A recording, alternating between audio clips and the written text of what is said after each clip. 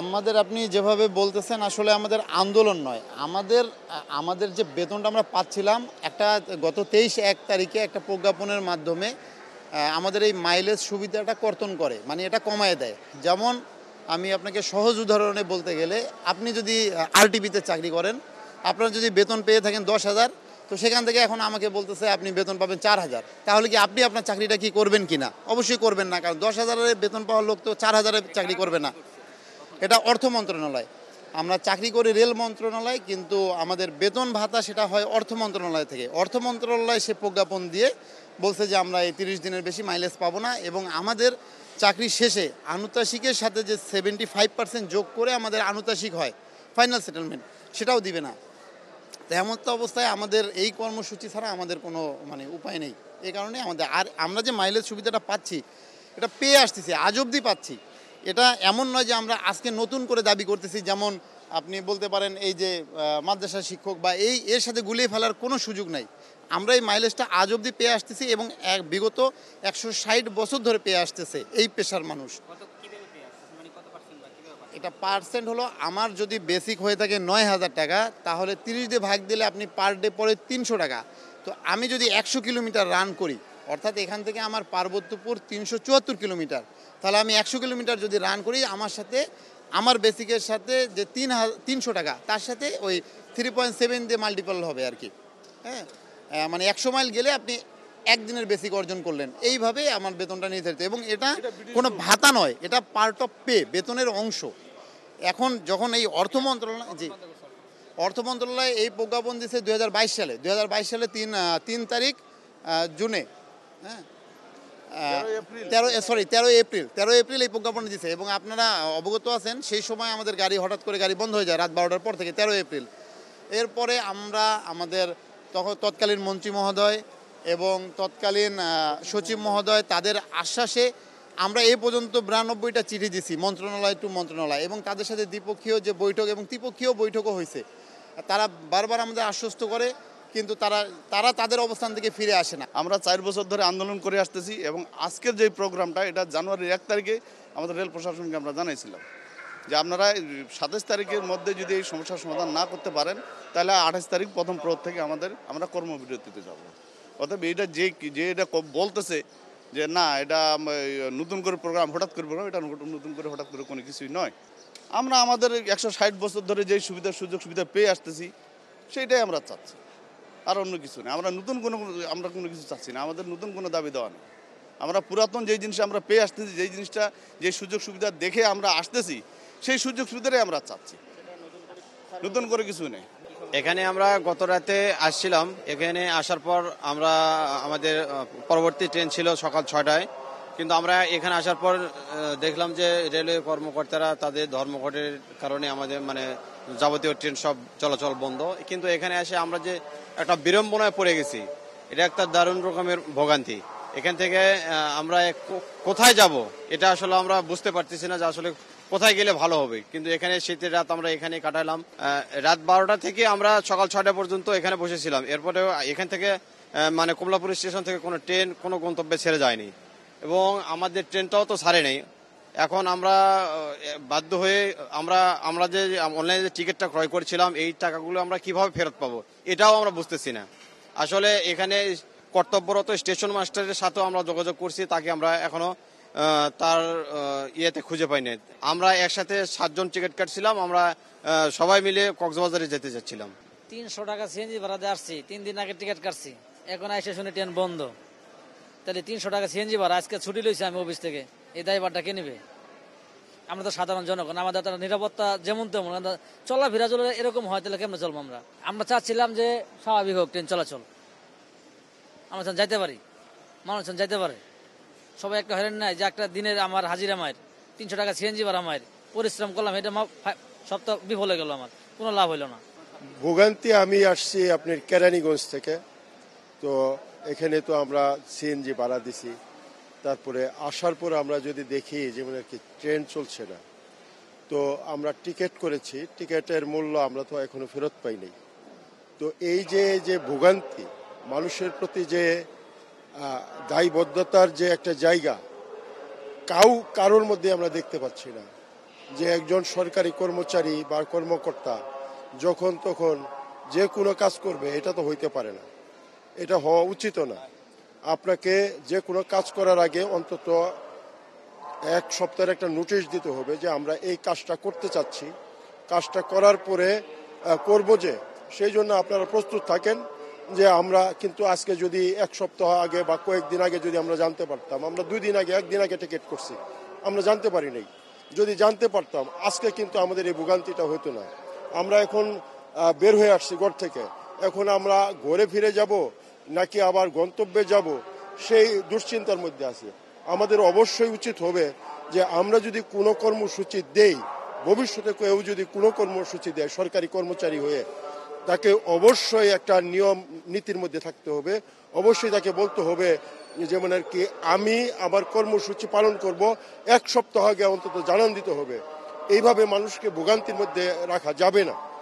ধন্যবাদ। ওনারা আমাদেরকে বলেছেন যে আসলে ওনারাও চান না যে যাত্রীদের ভোগান্তি হোক। ওনারাও ফিল করেন যে এই কাজটা আসলে নিঃসন্দেহে কোনো ভালো কোনো কাজ না। যদিও তাদের এটি আসলে সুবিধার বিষয়, তারা যে সুবিধা পেয়ে আসছেন, যেটাকে কাট অফ করা হয়, তাহলে তাদের আসলে চলতে পারবে না তারা। এবং যে সুবিধা দীর্ঘমেয়াদী তারা পেয়ে আসছেন ব্রিটিশ আমল থেকে 162 বছর পর্যন্ত, মূল হচ্ছে যে অর্থ মন্ত্রণালয় এখানে টাকা স্যাংশন করতে রাজি না। আমার কাছে মনে হচ্ছে জিনিসটা খুবই সহজ। এখানে অনেক কম শ্রমিক এখানে আছেন যাদেরকে বেশি কাজ করতে হয়। রেলে অনেক জনবল কম, এই জনবল কম হওয়ার কারণে তারা অনেক বেশি ডিউটি করতে হয়। যদি মাইলেজ সুবিধা বাতিল না করা হয়, যেটা তারা কোম্পানি উদ্যোগ নিয়েছে, তো তাদের পক্ষে এখানে কাজ করা কঠিন। আর একটা মনে রাখবেন, তারা সবাই কিন্তু এখানে ড্রাইভিং সিটে বসে আছেন। যদি তাদেরকে এরকম প্রেশার করা হয়, আলটিমেটলি আমাদের ক্ষতি হয়ে যাবে। আমরা আশা করব সরকার তাদের পজিশন বিবেচনা করে যে সুবিধা তারা পেয়ে আসছেন এবং সরকার যেটা কাট অফ করেছেন, সেই প্রজ্ঞাপন বাতিল করলেই এসব প্রবলেমটা সমাধান হয়ে যাবে। সে বাতিল করতে হলে এখানে অর্থ মন্ত্রণালয়কে লাগবে। যে অর্থ মন্ত্রণালয় রাজি হয়, তখন এটি আসলে সহজে সমাধান হয়ে যাবে। আমরা কাল রাত 10টা পর্যন্ত তাদের সঙ্গে আলাপ করি এবং এই আলাপে আমাদের সঙ্গে আমাদের রেলের কর্মকর্তারা ছিলেন, রাজনৈতিক দলের নেতৃবৃন্দ ছিলেন, রাজনৈতিক দলের শ্রমিক সংগঠনের নেতৃবৃন্দ ছিলেন এবং আইন শৃঙ্খলা বাহিনীর লোকজন ছিলেন। তারা আশ্বস্ত করেছিলেন আমাদেরকে যে তারা আলোচনা করবেন, আমাদের সাথে আলোচনা করে তারপরে।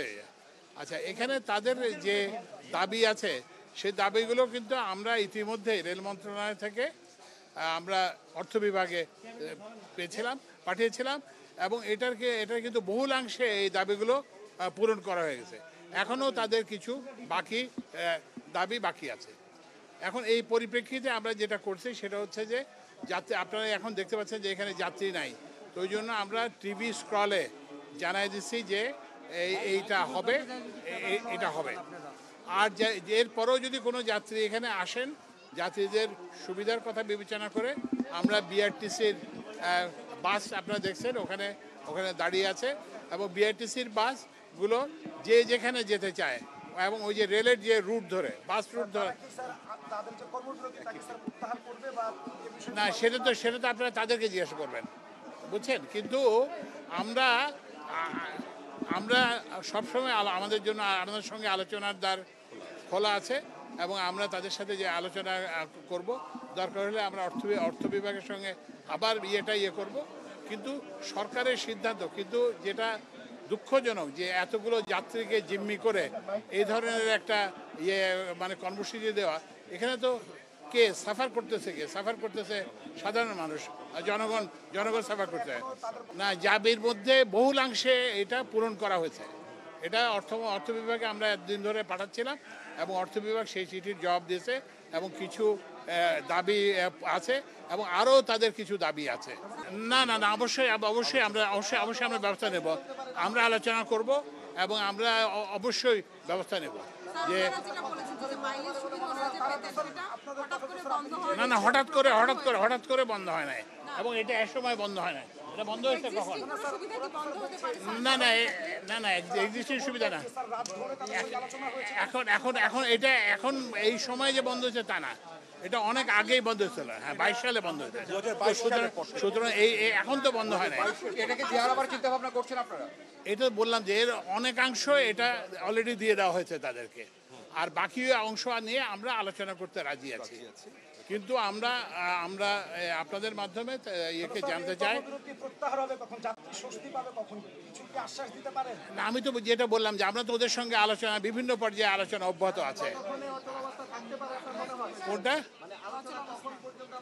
আলোচনা তো আমরা সার্বক্ষণিকভাবে আমরা আলোচনা করব। না, আমরা সেটা তো ওদের উপর, আপনারা তাদেরকে ওনাদেরকে জিজ্ঞেস করেন। এটা তো এখন বলা মুশকিল, কিন্তু আমরা এটা নিয়ে আলোচনা করে আমরা ব্যবস্থা নেব, কারণ এখানে সবাই জড়িত আছে। রাজনৈতিক দলগুলোর, শ্রমিক সংগঠনরা জড়িত আছে। না, আমরা তো তবু আলোচনা চালিয়ে যাবো। জিনিসটা বুঝতে হবে, এটা রেল বিভাগের হাতে না, এটা হচ্ছে অর্থ বিভাগের হাতে। আমরা অলরেডি অর্থ বিভাগের সাথে এটা নিয়ে তুলেছি এবং অর্থ বিভাগ এটার অনেকাংশে এটা পূরণ করে দিয়েছে, এবং দরকার হলে আমরা বাকিটা তাদের সঙ্গে আবার ইয়ে করব, এবং এটা নিয়ে আলোচনা হতে পারে। কিন্তু এটা যদি রেল বন্ধ করতে পারে, রেল বন্ধ করা তো, রেল তো কারো ব্যক্তিগত সম্পত্তি না। রেল তো বন্ধ করার কারণ রেলের তো অসুবিধা কার হচ্ছে? অসুবিধা তো সরকারের না, অসুবিধা হচ্ছে যাত্রী সাধারণের। না, বিআরটিসি এই জন্যই দেওয়া হয়েছে যে যাত্রীদের ইমিডিয়েট রিলিফ, যাতে কেউ একজন আসছেন উনি যাতে অসুবিধায় না পারেন, উনি যাতে তার গন্তব্যে যেতে পারেন। কারণ এই যে ছেলে মেয়ে বা বাচ্চা নিয়ে যারা আসছেন তারা যাতে এতে অসুবিধা না পড়ে, সেই জন্য এটা করা হয়েছে। এটা আপনার তো তাদেরকে জিজ্ঞেস করতে হবে, বুঝছেন? আমরা তো আলোচনার জন্য প্রস্তুত। হ্যাঁ, যে যার গন্তব্যে পৌঁছে দেবে। হ্যাঁ, সম্ভব না কেন? সম্ভব। সবাই তো যাবে না, মানে কথা হচ্ছে এর মধ্যে যে ধরেন কারো ইমার্জেন্সি যারা যাবে তাদেরকে পৌঁছে দেওয়া সম্ভব। আমরা দরকার হলে আরো বাসি করব না। আমরা চাই না যে এটা অনির্দিষ্টকালের জন্য চলুক, আমরা চাই এটা ইমিডিয়েটলি অবসান হোক, এবং আমরা মনে করি তাদের মধ্যে এই সুবুদ্ধি ফিরে আসবে, সুমতি ফিরে আসবে। তারা যাত্রী সাধারণের অসুবিধার কথা বিবেচনা করে, এবং সামনে ইজতেমা আছে, যাত্রী সাধারণের অসুবিধার কথা বিবেচনা করে তারা আলোচনায় ফিরে আসবেন, এবং আমরা এই